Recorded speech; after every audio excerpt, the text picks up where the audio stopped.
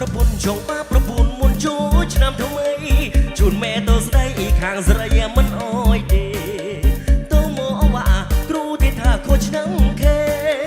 ចង់បបម៉ែទៅរកឯស្រុកផ្សេងចង់បបម៉ែទៅរកឯស្រុកផ្សេងលូទាំងម៉ូតូលូទាំងម៉ូតូលូទាំងស្រែប្រាំង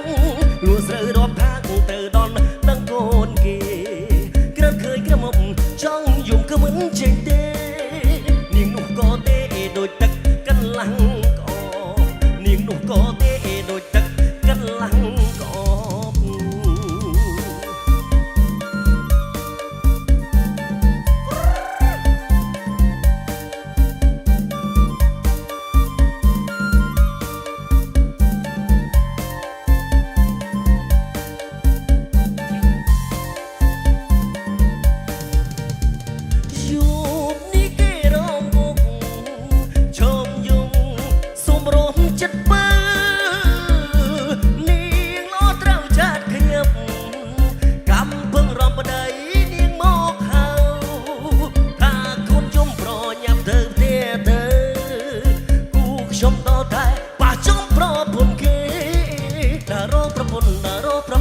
អាយុ